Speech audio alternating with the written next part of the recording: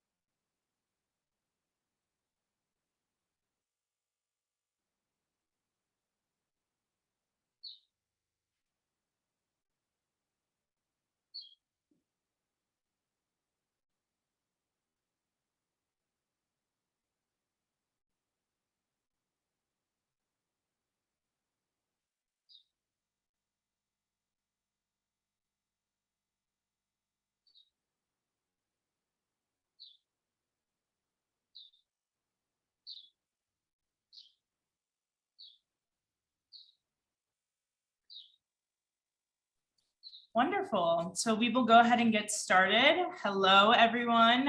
If you are joining us as a guest today, I ask that you remain muted, but please feel free to make use of our chat. We do have a couple of staff members that will be moderating throughout. My name is Jaime Sharp, she, her, hers. I am the General Director of Opera NexGen. I'm currently here in Cincinnati, Ohio, on the stolen territories of the Algonquian-speaking Shawnee and Miami tribes. I am a Black woman in her mid-20s with shoulder-length Black curly hair, with gold hoop earrings and a leopard print top. We are so excited for our conversation today as part of our Generation Now webinar series entitled Accessibility in Opera. We have with us today Stephanie Ko, Haley Mcavoy, and Juhyun Han. I will let each guest go ahead and introduce themselves. Haley, would you please begin? Hi, everyone. My name is Haley Mcavoy. I am a white woman who's in her mid-20s, and I have long blonde hair and blue eyes. And today I'm wearing a colorful printed shirt. Stephanie, would you like to go next?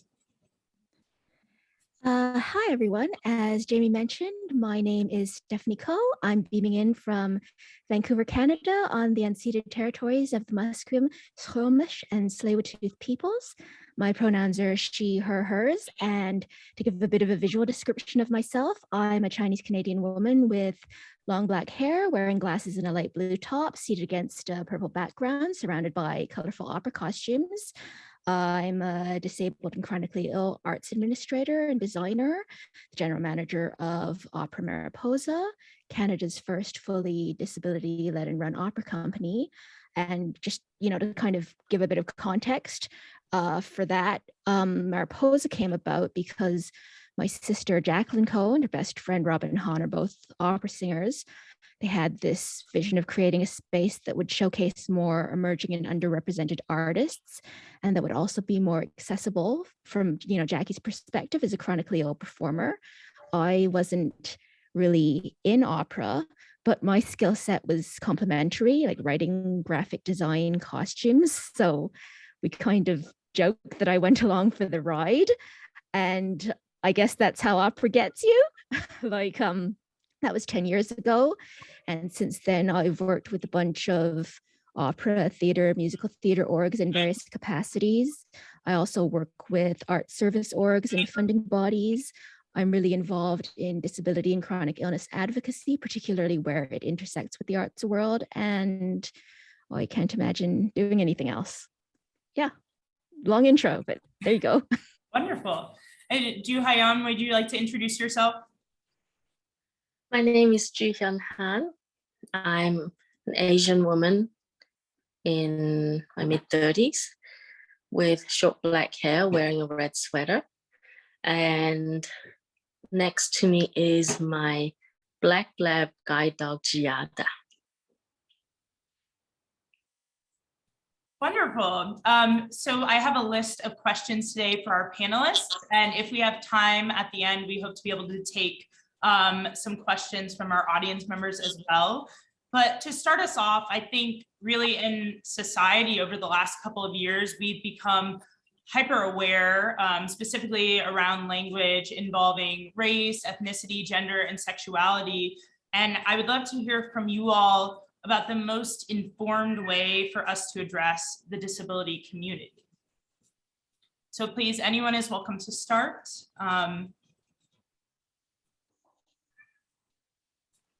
I would love to jump in and just say, I think for me anyway, this question actually is almost like a tough one to start on, because I think that probably different people have different preferences with how they'd like to be described. For me personally, I prefer to use the phrase people with disabilities and not disabled people. It's fine probably for some people either way, but I like people with disabilities because it makes your disability part of you, but not all of you. And I prefer that. Stephanie, yes. Yeah, so I would really echo Haley's point of different people having different preferences. And so I would just say, like anything else, ask people how they prefer to identify. We're not a monolith, right? And echoing Haley's point about, like, one of the hot topics of kind of discussion, most common points, is person first versus identity first language, person with disabilities rather than disabled person. Like, person first, I think, dates back to the 60s and 70s, where there was a big push to see the person first, which led to person with disabilities being codified into many language guides. Like, I think in the US, a lot of funding bodies prefer that. They prefer a person with disabilities. So, there are definitely, people who prefer person first. I think there's also, there are a lot of other people who prefer, disabled person. They prefer identity first language. I guess the same way I would be called an Asian person instead of a person with Asianness. It's viewed like, to treat it like a social identity linguistically equal to other social identities. So some people, they kind of regard it in that light, or some people feel that using the word disabled more accurately reflects the role society plays in disabling people due to the existence of barriers and inaccessibility. So, like, there's a lot of dialogue, different points of view. I would also say it depends on the sub-community. Like, I think for persons with intellectual disabilities in that community, person first is more prevalent, whereas, say, in the autistic community, identity first is more prevalent. So yeah, I would just say ask. In general, I would, unless someone expresses a preference for a particular term, I would maybe discourage using like euphemisms, particularly kind of like cutesy ones, like differently abled, handicapable, person with challenges, because some people sort of feel like saying disabled or disability is like a bad word and it must be avoided at all costs. And, that can be kind of stigmatizing, or some people feel like it's a bit like condescending to do that. I would also kind of say that the other thing is ableist language. If you're trying to have a more informed way of addressing these issues, there are a lot of kind of everyday idiomatic expressions that use disability as a put down that people don't realize, like mental illness terms are often used as pejoratives, would be a very good example. Like, I'll kind of flag, I'll give a bit of a content warning here for the use of some of these terms just for educational purposes, like, saying something's insane or psychotic, schizophrenic, or using terms like lame. Like, it's obviously not appropriate to use actual diagnoses as insults, or speaking literally about disability, but in ways that contain inherently negative assumptions. Like, a common one would be saying someone's wheelchair bound or confined to a wheelchair, because that implies wheelchairs are prisons, when many of us regard our mobility aids as providing us freedom of movement. So, there's a lot to unpack once you start to get into this stuff. There are glossaries of these things, which we can probably, I can send that along later via email if people are interested, and alternatives that are maybe more sensitive to people's considerations. But yeah. Wonderful. And Joo-Hyun, do you want to add to that? Yes, I agree with asking the person how they would like to be addressed.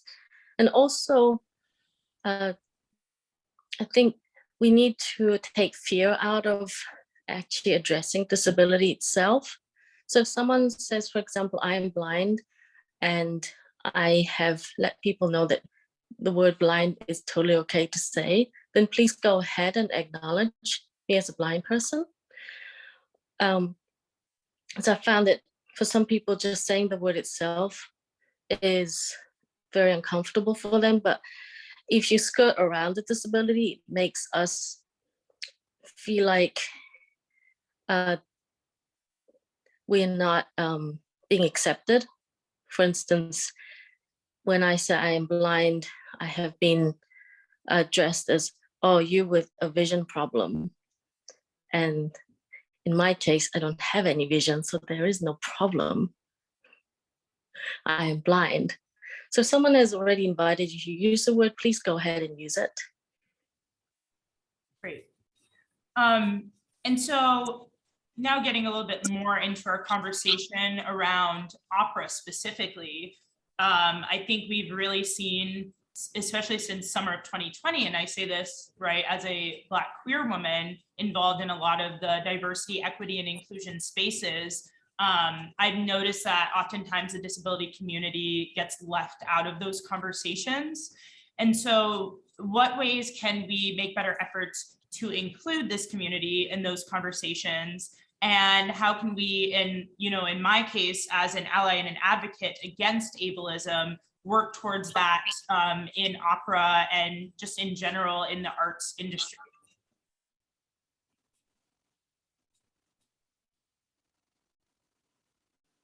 Anyone may begin, or if you would prefer that I call on someone, either way.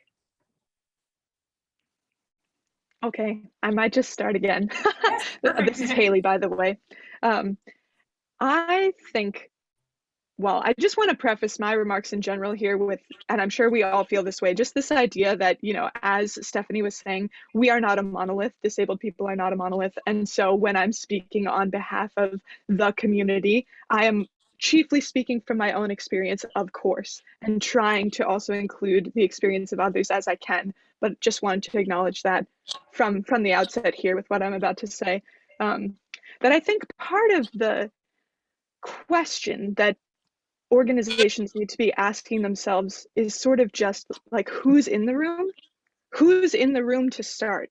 As we've been saying with these other identities too, like when it's coming down to race, when it comes down to body image, all these things that we've been talking about, who is in the room and who is able to participate in the conversation?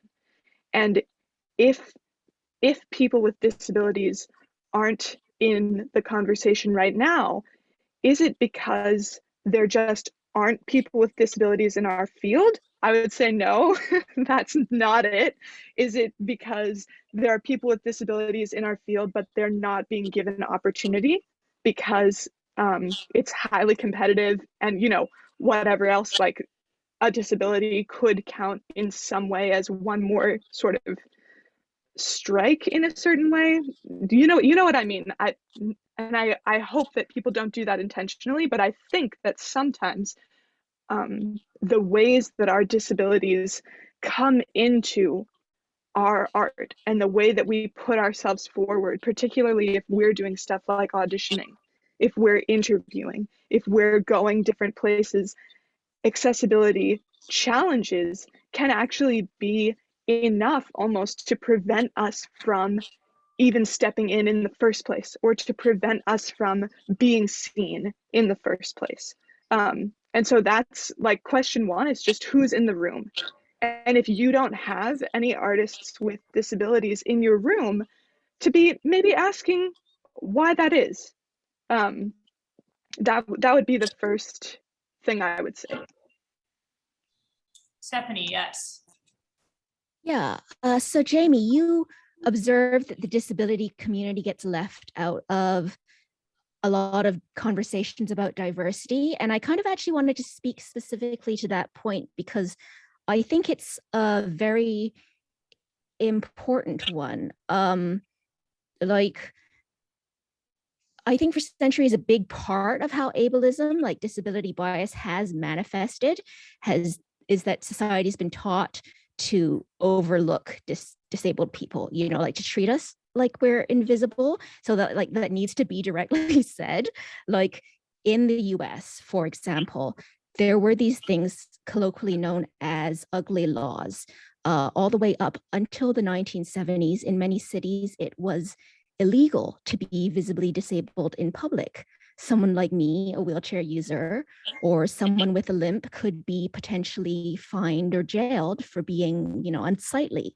And that happened. Like, I believe the first documented arrest was of a veteran in the 1860s. This was a concerted effort to push people like us out of the public eye. In the US, over 1 in 4 adults are disabled. Over 60% of households have a disabled household member. There's over 1 billion of us worldwide, before the pandemic, which, is massively increasing those numbers. But I'd say probably the majority of people don't know how large our community is, but we are part of every community. Disabled people are Black, Indigenous, LGBTQ+. We're essential workers. We are already opera artists and audiences. But, as you said, so often we're not given a seat at the table. And I think that's part of this legacy of marginalization that continues to this day. So, what I'd say, one of the things opera companies have to look at is creating a safer, more inclusive and accessible environment for existing disabled and chronically ill folks, because statistically, we're already there. We're already in the industry. And, Opera Mariposa is explicitly disability-led and run, but we work with both disabled and non-disabled artists. And we often hear from people who are working in our industry and are like not out about being disabled or chronically ill. And they're doing the work, but they feel that if they, disclose, then they'll be considered unemployable. So, people shouldn't need to be out or disclose their personal medical history or prove they're disabled enough to have their access needs met. So, I think that's something to be considered as well.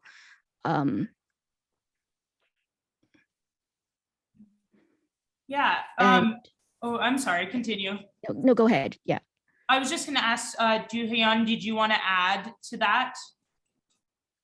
I think to add to that, when disability is represented in opera itself, it's so ableist in many, many instances. And I feel like that also builds on probably slightly unconscious perceptions by directors and opera company administrators that are very detrimental to disabled artists. Because if all we're seeing are very poorly represented people with disabilities in opera, then how else can casting directors see us when we show up for auditions? Stephanie, yes. Yeah, I actually, that's a terrific point. I know there was actually a database that compiled disability representation in music from 1400 to the present day, and over 60% of the disability representation was in opera. So there's a lot of it, but they are historic kind of contexts, and like a lot of historic representations of other things, gender, race, if depending how it's done, in particular, I would say like the mad scenes, for example, the way they represent mental illness, particularly the way it's often gendered as a kind of feminine hysteria, are a good example of things that can be handled and, things that need to be, I think, interrogated and contextualized. But yeah, I would also say authentic disability representation on stage is so rare still. Like Opera Mariposa worked with an artist who happened to have a mobility disability, a fantastic singer who, also had a dance background. And I remember one of our audience members actually asked us why the director chose to have that character portrayed with a limp, like the symbolism behind the artistic choice. Because people are so unused to disabled artists being cast, it's genuinely more plausible to assume an artist is pretending to be disabled than to realize you're seeing a real disabled person. And, given how much of our population is disabled, to me, that's quite telling. Wow. Haley, yes, I was about to call on you. I'm like over here nodding because that same thing has happened to me. Like one time I was in an opera and I needed a cane because there were many, many flights of stairs with no railings. And I forgot to mention my disability. I have cerebral palsy that chiefly affects my legs. In the scheme of cerebral palsy, it's on the mild side. However, seeing as we use our bodies as our instruments, it definitely does play a role in my singing and in my presence on the opera stage. And yeah, that happened to me as well, that I had this cane and someone said, oh, wow, that was just such a great way for you to really look like an old lady, like that you had this cane. It was so believable that you were old. And I thought, oh, well, thank you indeed. But also, I had the cane because I need the cane to go up and down the stairs. And I won't always need a cane. Sometimes I'll need something else. But these ideas that like, yes, that disability is more often portrayed than actually simply allowed to exist authentically on stage in that space. I think that then there's also a flip side of that, which is really challenging, which is sort of what we were talking about before, that it's like the imagination about what disability looks like is very limited. And that also is really challenging for disabled artists when we're going like for auditions and stuff. Like for me, for example, I usually rest my hand on the piano in auditions because I do get muscle tension in my legs and it messes with me. And that's how I can best navigate the situation for myself.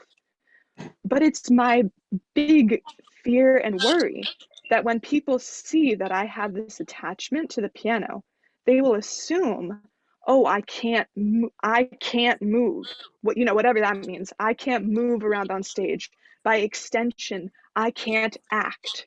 By extension, I'm stuck at the piano and I don't want to, be going around, on stage owning my space. Like kind of whatever that means. And it's just this idea of like, could it look different to own your space? I think it could.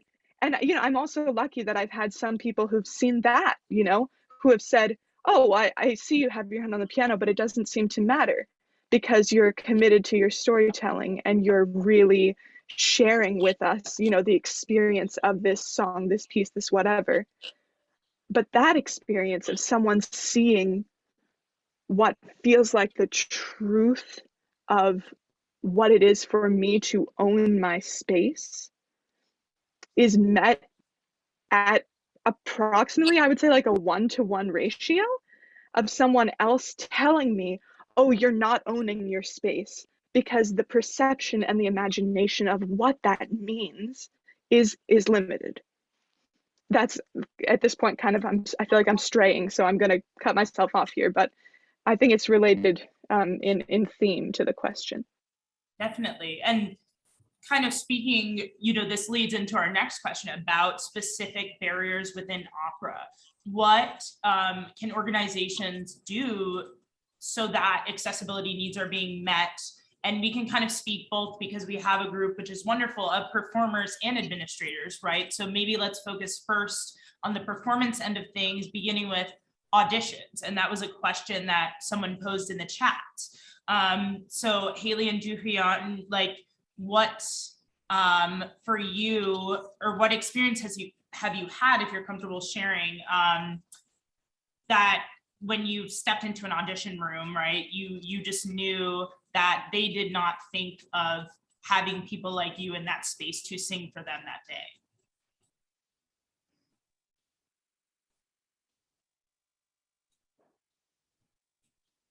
Juhyun, would you like to? Okay. Yeah. Sure. For me, it's more that it's hard to get a sense for me when I walk into a room that, oh, people see me and see my blindness and go, oh, no, she's out. So I'm really focused on what I'm doing and, presenting myself and delivering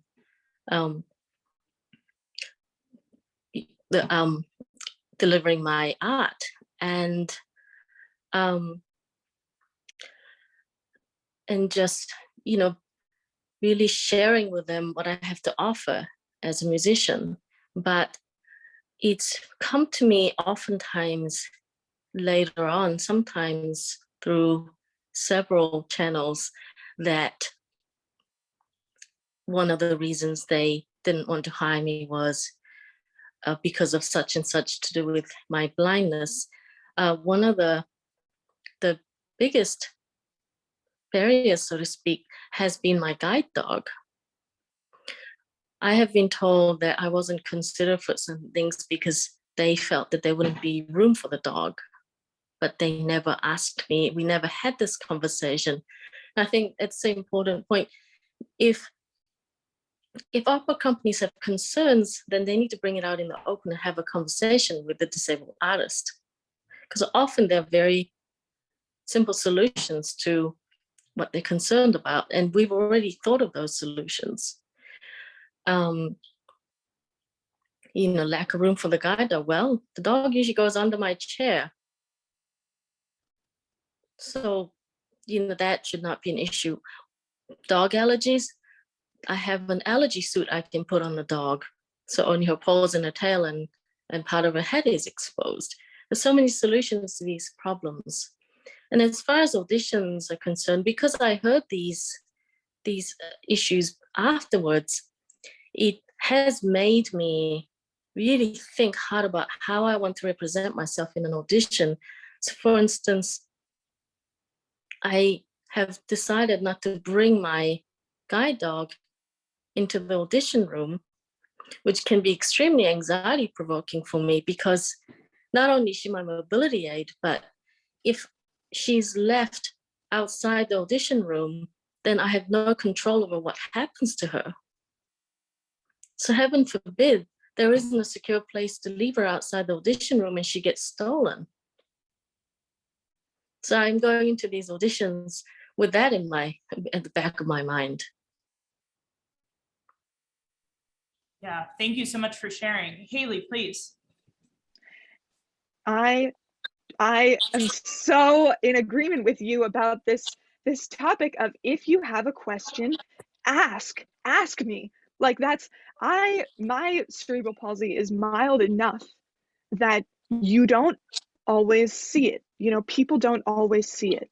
I forget that I have it. I mean, I never noticed that I limp until I go to a movie theater and I watch myself walk in the bathroom and I see all the mirrors and I say, oh gosh, my limp is more exaggerated than I thought it was. Like, I forget.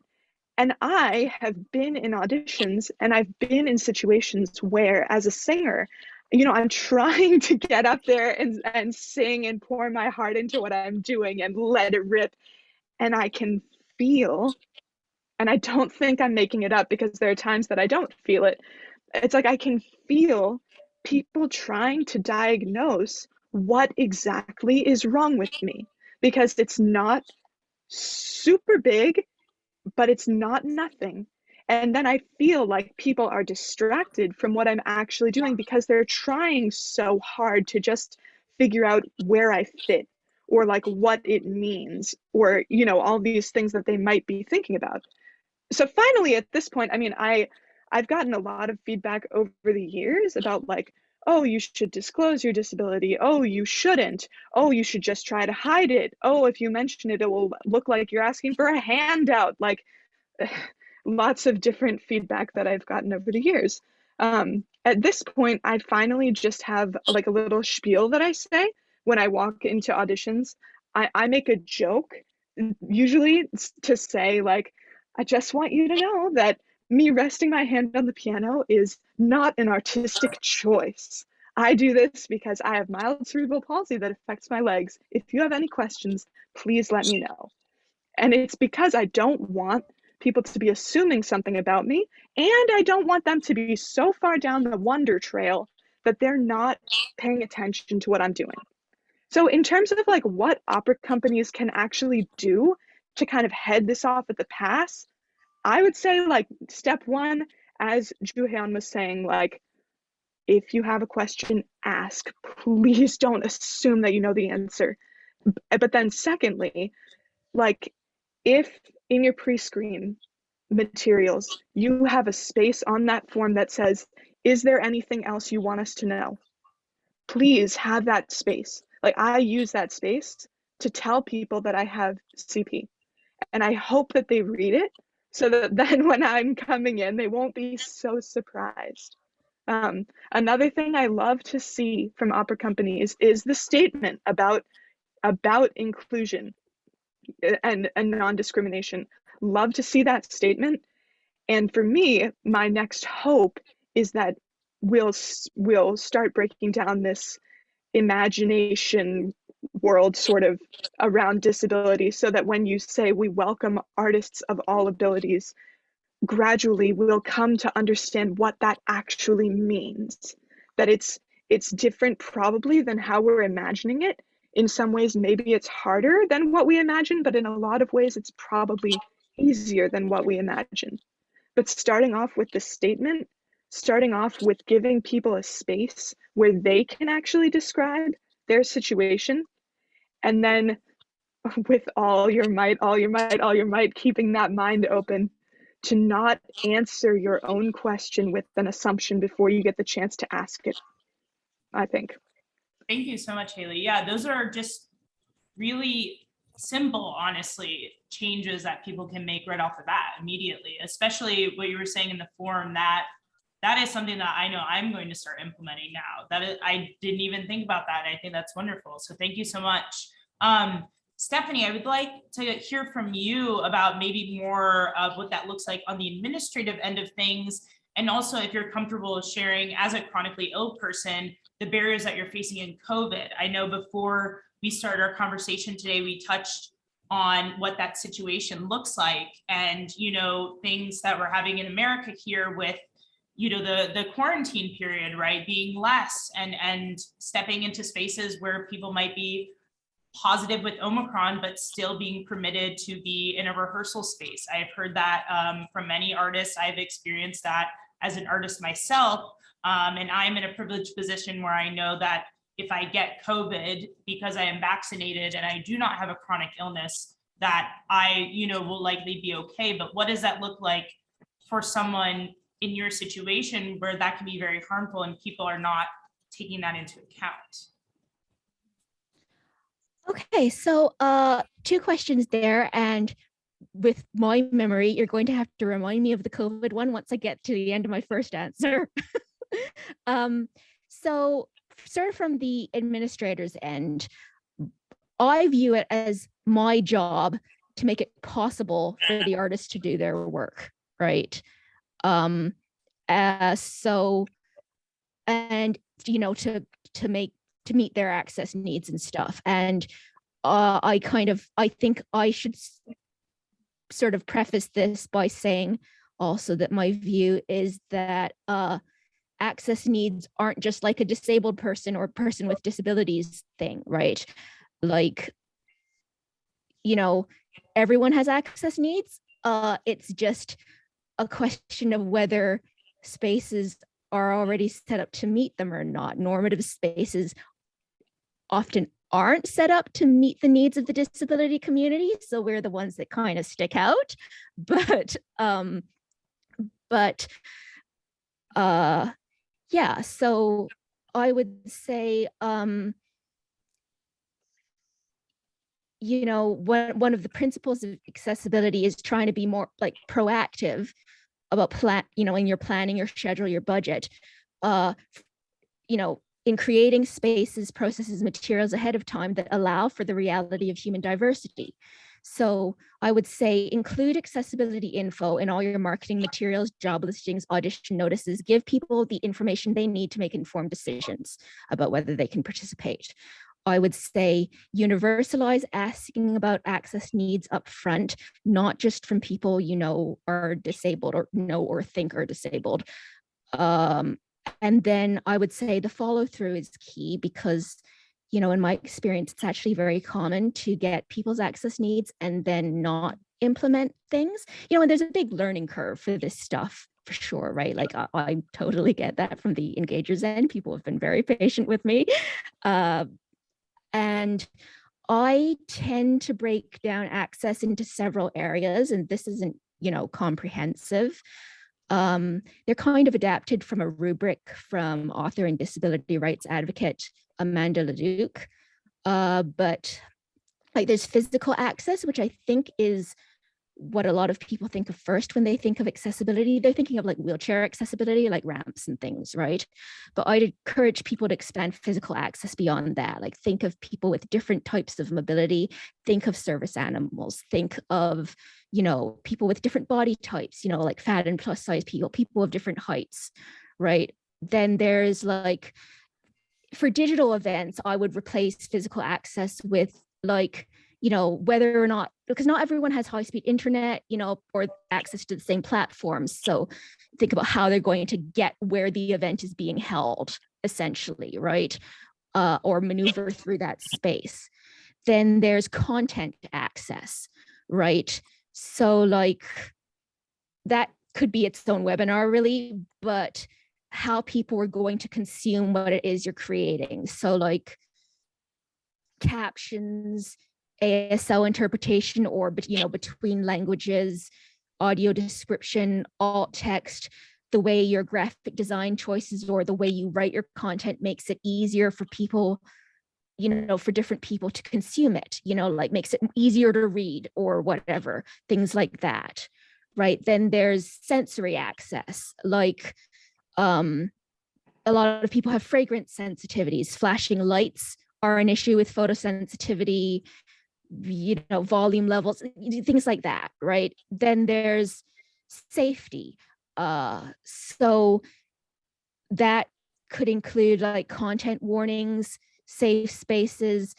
I would add to this, and this is where it comes back to the COVID thing, you know, physical and immunological safety. And I guess I can answer this bit here. I struggle to discuss other aspects of physical accessibility when, for many people right now, the whole world is essentially inaccessible due to community levels of COVID. I personally do not leave my home at this time, other than for medical care, and the majority of that is postponed. I have a post-viral illness, meaning it was triggered, my primary disability and diagnosis was triggered by a virus that I got when I was a kid. It's basically kind of the same as long COVID. You know, I got that when I was a kid. I've had it for, you know, over 20 years. You know, I'll have this for the rest of my life. And since then, I've had other viruses that caused a similar issue. I know many other people who have this. Long COVID occurs in approximately 1 of 2 adults, according to, you know, a Finnish expert review of over 4,000 studies. I can't double up on what I already have. I got a lot of other medical complexities, only doing remote stuff. That's the long and short of it. And I can't get access to the majority of the medical treatment I currently need to maintain my well-being. So yeah, anyways, that's where I'm at in terms of how COVID is impacting accessibility and artistic practice. And so there's safety as an accessibility issue, and then financial access, which I think is often overlooked. Are things ticketed or, you know, paid? If so, you know, is there a sliding scale or different price tiers? Or is there an option, you know, are there scholarships?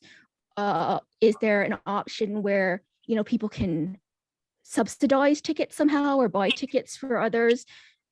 Is there a way to kind of avoid that yucky charity feeling? Like if people need to, you know, have the subsidized tickets, like can you anonymize that or make it, you know? Then the other one I would add, I think that's often overlooked, is temporal access, because like timing and scheduling, I find, is one of the most pervasive and overlooked aspects of accessibility, and not just for disabled people. I'd say for, you know, like parents, caregivers, people with, you know, other jobs, people in different time zones. Like schedules really are where a lot of the kind of friction points wind up happening in an administrative sense. The amount of notice people get. So yeah, those are kind of the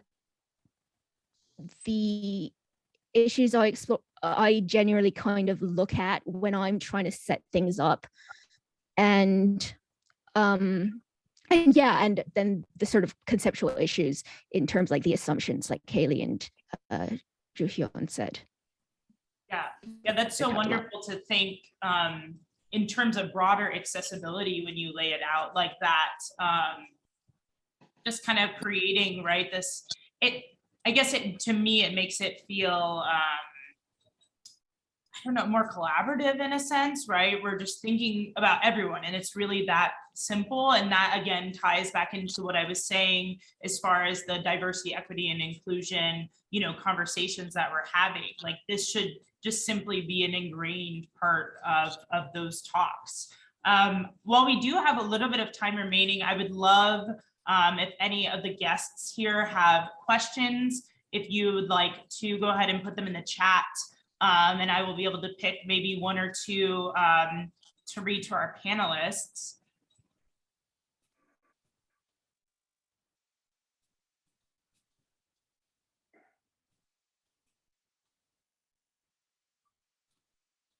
So we do have a question from Tori, and I see Haley shaking her head, so I may turn this one over to you.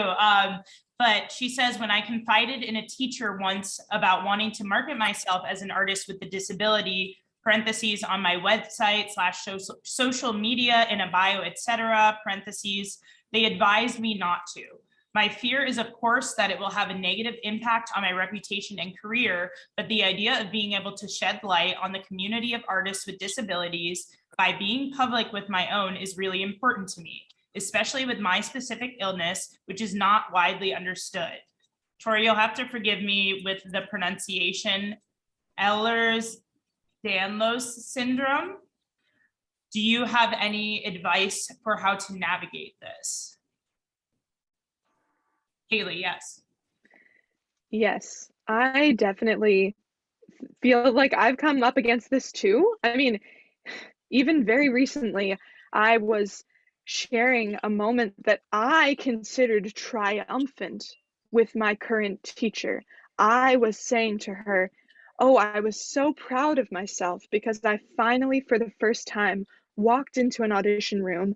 I immediately knew, oh, this room is going to trip me up with my legs. I think that I need to sing from a chair. I think I'll sing my best from a chair. And I told the panel, I'm singing from a chair. I told them why. They said, honey, we just want to hear you. It's all good. And when I told my teacher that story, feeling joyful that I had owned it and I had done it, the next week she called me and said, are you aware that if you actually do that, the only thing people will consider you is a liability, and that no one will want to hire you, and that they'll remember you, but they'll remember you on the bad list? Okay, that last one is a little bit embellished based from my anger, but it was basically, that was the message. And the liability thing, that was direct quote. It was really harsh. And I mean, my feeling on this is just like, at this point in my own life, there have been times that I am 99% sure that my having CP has cost me some kind of an opportunity. And it might not be because people knew that that's like, usually people don't know that's why, right? They're like, oh, she looks stilted. Oh, she doesn't look like she's in her body. Oh, she doesn't look like she can move on stage. And then they're going to pick someone else because this is a hyper-saturated, super competitive field, right? For me, like being able to just say, hey, this is my situation. I have this disability. Here's how it impacts me. Ask me questions if you have any. That to me is like a huge weight off my shoulders, because like first of all, I'm able to walk into a room and actually be who I am, like be my authentic self, right? Which is hopefully what we're kind of all wishing that we could be in auditions. It's hard because they're so kind of such a stilted environment anyway, but that's kind of what we're all hoping for, right? So being able to be yourself. And then also, like you were saying, being able to speak up and sort of advocate for your community, for other artists who have disabilities. I mean, I really think that that's very important, especially right now. And I think that a lot of the time, the response of, oh, you're not going to want to do that. Oh, that's going to come back to bite you. I mean, I have to read that as a voice that's informed by the past, and the past that was, you know, as Stephanie was saying, the past of laws where it was illegal to be in a wheelchair on the street, like the past where if you couldn't hide your disability, you would be ridiculed, mocked, hurt, endangered. Like it's informed by fear, right? And people who are saying, oh no, you shouldn't do that, probably they're afraid of what speaking up might cost you. And I mean, what I have wound up asking myself is like, okay, what does not speaking up cost me? And at the end of the day, like, yeah, okay, speaking up might cost me something, but it also might land me somewhere where I'm surrounded by people who won't read it as something that will cost me, right? And that's what would be the ideal, like that would be the best, like to be somewhere where speaking up is actually a very positive thing and actually something that will, you know, contribute to making art that's more authentic for not only the people who are participating, but also the people who are watching. Because for heaven's sake, we don't only want the theatrical limp, we also want the real one, because that's what the world is, right? And we want our art to reflect the world, we hope. Let me acknowledge, obviously, I'm like coming at this with a biased viewpoint because what I'm saying is informed by my own choice that I've already made to just talk about this stuff. And it's definitely like, you know, maybe it's just, I think, a personal decision for everyone, you know, kind of like coming out about anything else.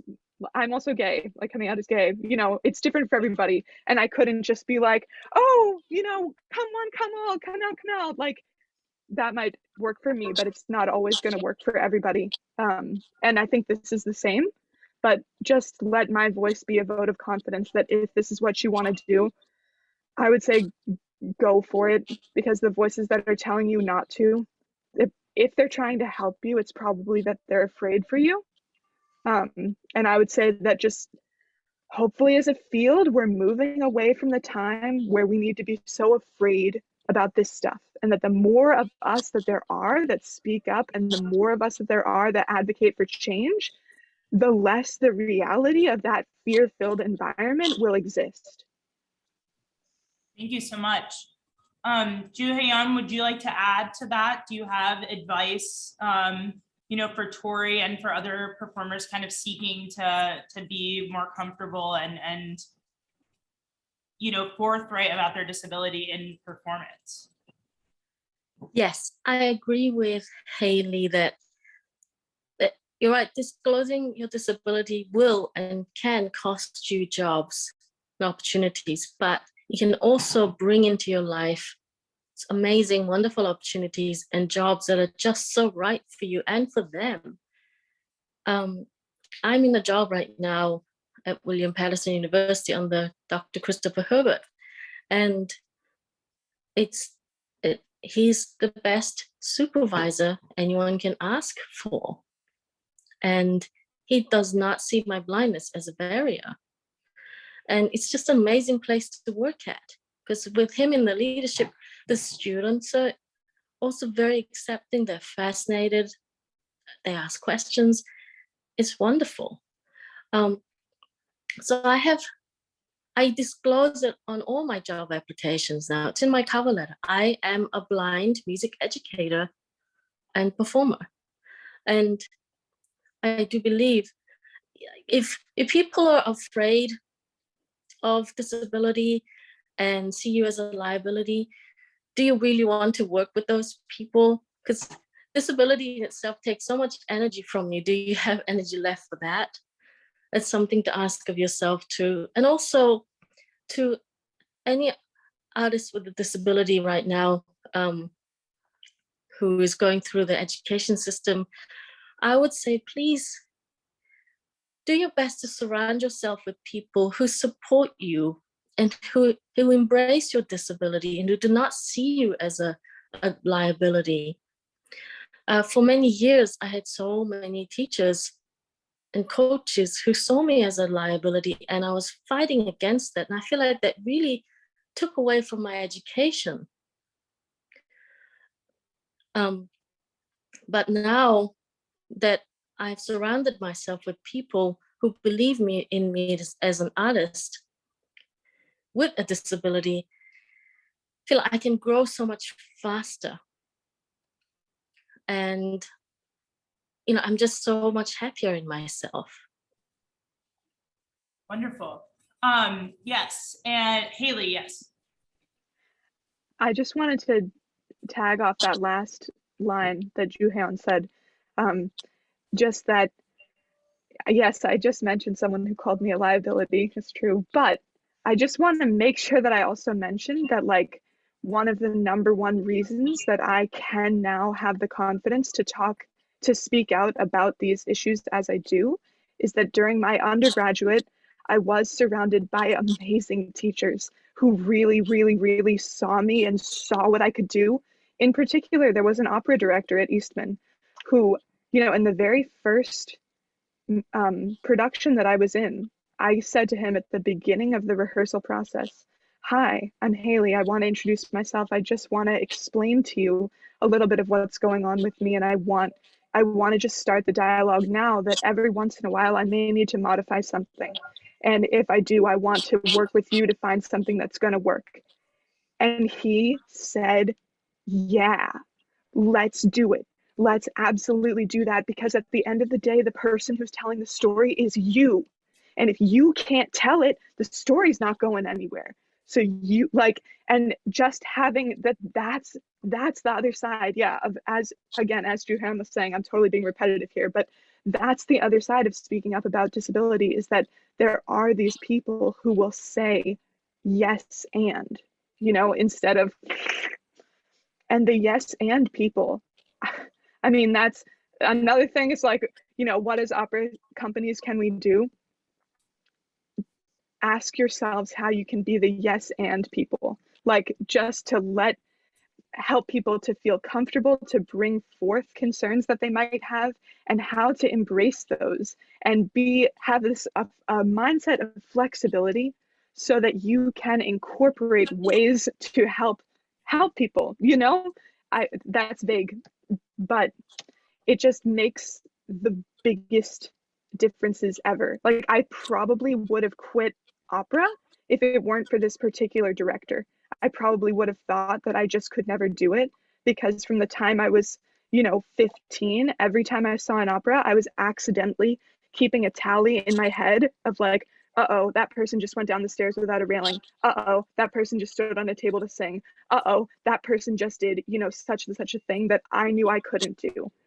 And I would have, I'm sure, I mean, Lord, we all know, Lord knows it's hard enough being an opera singer, that if you, on top of all the hardship that is already in it, if you've got that tally running, we need forces that help us to say, like, that's not the only way. You don't have to have that tally. We can find another way to do this. And it's going to be a beautiful way to do it. And it's going to be actually a really connective and inspiring way to do it, because it's going to allow you to bring the fullness of who you are to the character you're portraying in the music that you're doing. And so just finding those people who say yes and being those people who say yes and. Incredible. So we are unfortunately about out of time, but I would like to end on this last question. Stephanie, as someone who runs an organization that is, you know, so dedicated to accessibility, we did have a question in the chat that I would like to ask you. Mariana says, if you could have every opera company across the country take on one new anti-ableist practice this week, what would you like it to be? Geez, that's a hard one.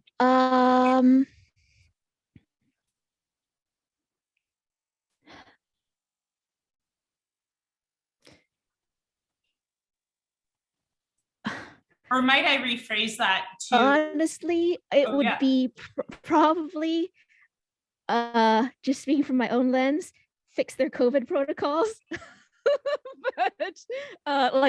But yeah, that's just where my head's at right now.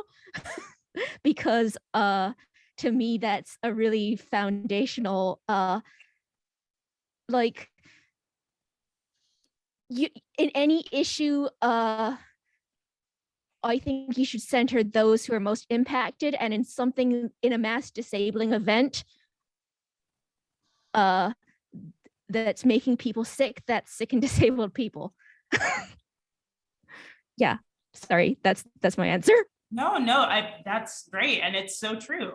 Well, thank you all. Thank you, Stephanie, Ju Young, and Haley for joining us today. We hope everyone enjoyed our conversation. I know I am leaving here very inspired, and I'm about to run off and take a bunch of notes on all the things that have been said in our conversation today. There is a recording that will be available on Opera NexGen's YouTube later this week. It will be completely free to stream, so we encourage you to share it with your friends or rewatch it. Everyone in this panel as well, or in this webinar rather, we do have your contact information, so we'll be sending a follow-up email once that is posted, along with some resources for further reading on this topic. Just a couple of things Opera NexGen related. Please follow us on Instagram and like our Facebook page if you enjoyed this event. We have many more coming up this season. We have a webinar with Justin Werner and Stratagem Artists on management in the industry, as well as a lecture on early and Baroque music with Dr. Lily Koss. And you can find out more on operanexgen.org. I would like to give our panelists one more round of applause, so to say. I know we're all muted right now, and give you all one chance to plug, how can we find you? What do you have coming up? How do we learn more about you? So Haley, please. I would direct you to my website. That's HaleyMcAvoy.com. You can find out a little more about me and what I've got going on. Got to update my calendar though, to be honest. I'm being honest here. Got to update my calendar, but check out my website. Also, if you're in this conversation, I consider you my friend. So feel free to type in my name on Facebook, friend me on Facebook, search me on Instagram. That's where you can find me and my latest antics. Awesome. Ju-Hyun, how can we find you and learn more about what you have going on? You can also find me on my website, juhyunhan.com. And like Haley, I do need to update my calendar. But yes, please feel free to contact me via my website. Wonderful. And Stephanie, how can we find you? Probably the best way is through Opera Mariposa's website, operamariposa.com. I have like a bio and it links out to my socials and stuff. And you can sort of see a lot of the projects I'm working on through that website. Yeah. Okay, wonderful. Well, thank you all again. Thank you for everyone who was able to tune in today. And I wish you a wonderful rest of your Sunday. Goodbye. Bye.